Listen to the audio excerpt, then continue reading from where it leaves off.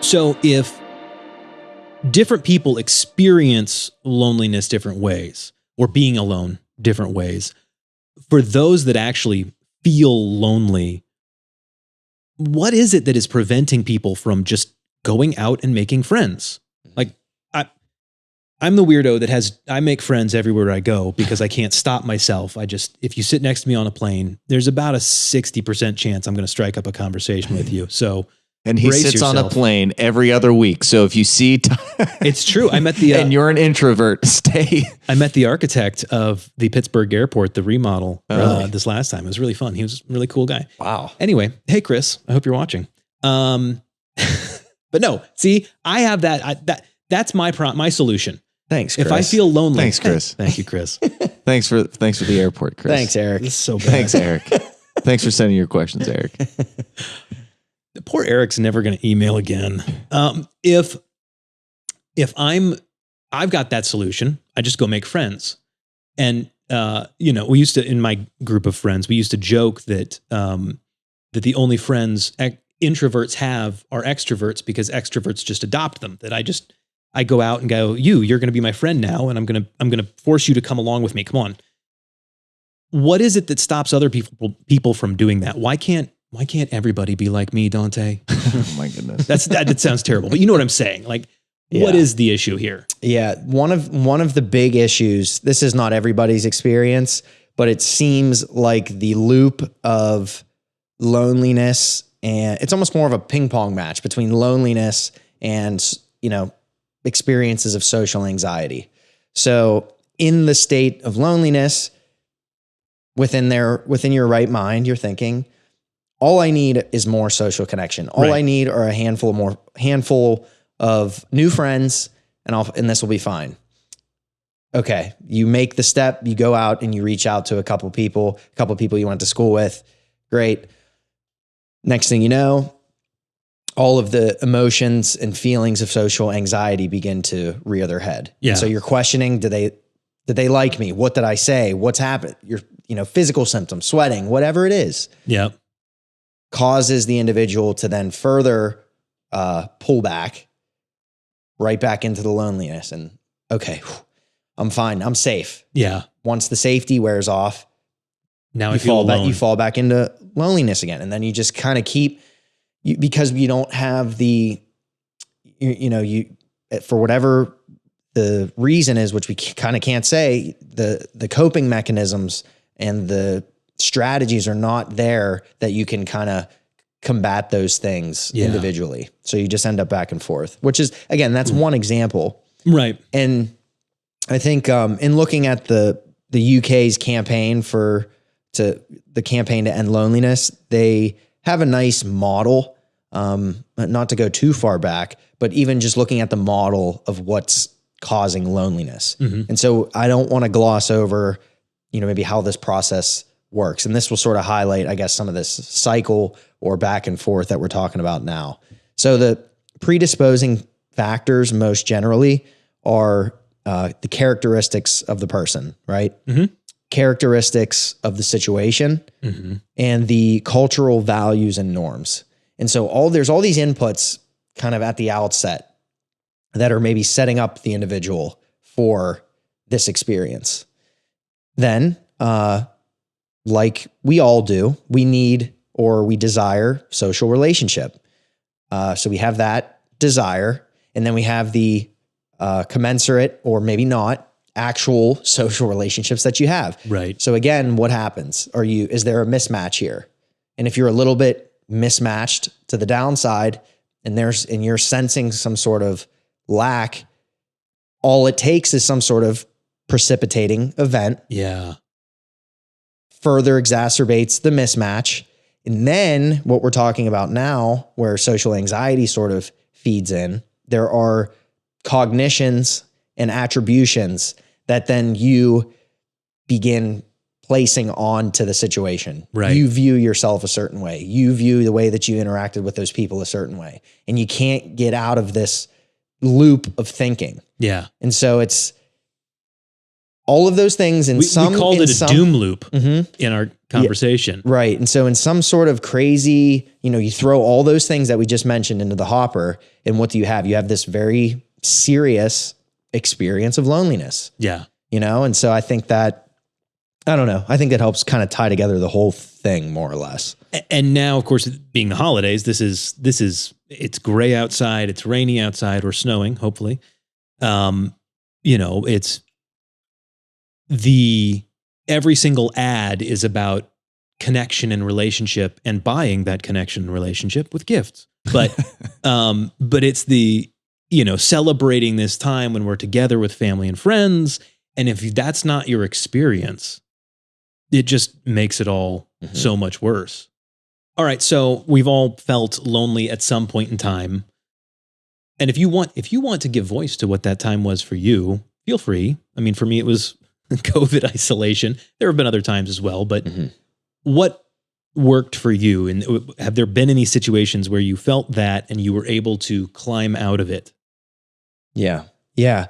And I'm sure that there's somebody out there that had a much more, serious dealing with loneliness. Right. And again, loneliness is not necessarily a diagnosis.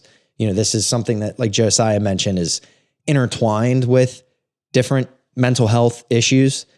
So in and of itself, it's that emotional experience.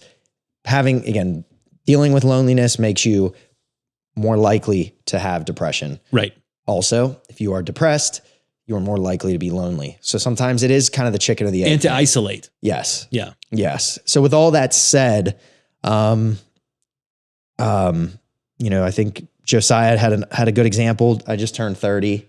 So that's kind of scary thinking, I've already had some emotions just within the last What are you saying? month or so. You saying we turn 30 like your life's half over or something? Yeah. Is that what you're saying? But in that case, it's less loneliness. But a notable scenario for me was early on in college.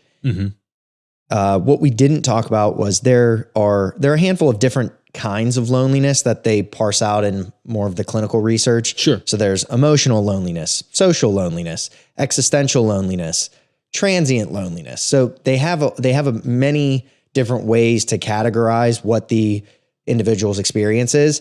Now, it is important to mention that many of these are overlapping simultaneously. So it's not like you just fall again into one, very clean cut box diagnosis. It's a fluid process for many people. But in understanding different types of loneliness, it pulled me to the early college scenario where I was surrounded by tons of people. There was 50 other guys on my floor. I was living with my best friend. Shout out Swaggy. My roommate, we grew up together.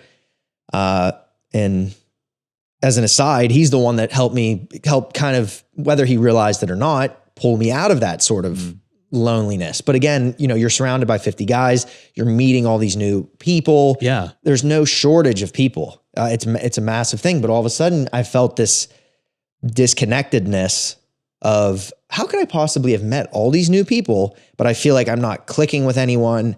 Everyone has a different mindset than me. This is new. This is weird. I would feel better if I was home, or feel better anywhere else. Yeah. And so that almost, was it existential loneliness? Was it social loneliness?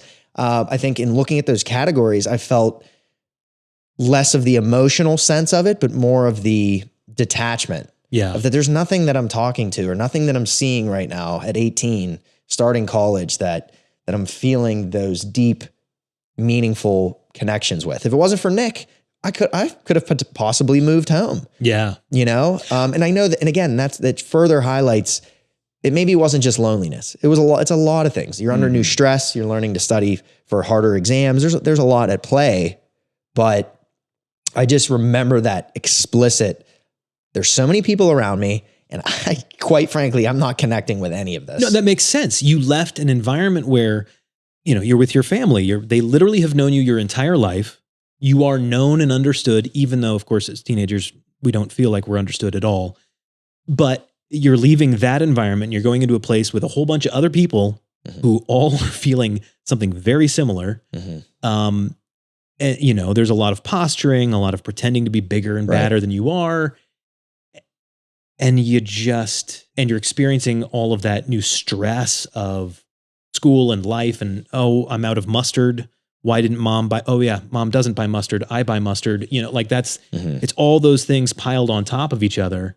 It makes sense. Yep. And there's no way that if you don't think it through, you're not going to pick the guy living in the dorm, living his best life with his best friend, as the one to feel lonely. Exactly. Yeah. I mean, it's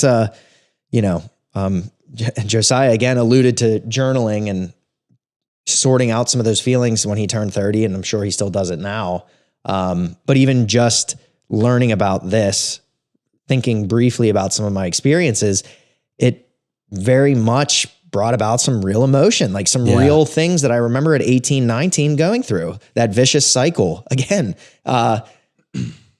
all I have to do, if I just pull myself up by the bootstraps, just go talk to some of these people. It's not what you think. They're going to like you. You played sports. You did this. You were nice. Like you build yourself up and then you go out there and do it. And it's like, whoa, truly like some of that social anxiety tendency, I can remember it rearing its head all of a sudden at 18 and 19, you know? It's like in high school and, you're 17 and surrounded by all the people you've known forever. It's like, there's no time for that. You're comfortable, you're good. And then as soon as this new thing happens, you learn a whole heck of a lot. And so I truly empathize with people to larger extents who have and are experiencing this, and it's much less about, again, pulling yourself up by the bootstraps, but letting hopefully somebody do that for you. Come alongside. You won't do it alone. And that's, for example, that's what Nick was for me. And also his name's Healthy Gamer on YouTube. He's a psychiatrist, and he's like just so incredibly relatable. He's really good. He talks about all different mental health issues. He was a recovering gaming addict. He kind of calls himself. So very real experience. Sounds familiar. And he sort of helped further highlight the idea of loneliness. You can't solve it by yourself. It requires two or more people. And so what's the easiest thing you can do to solve your loneliness? Let's say you have to reach out to somebody else, not for the sake of finding yourself a new friend, but what if that person is also lonely? There is always somebody worse off than you. Somebody that needs your help. Do it for the sake of the other person and see what sort of momentum builds. And I think that's a great place for us to kind of tie a bow on this thing.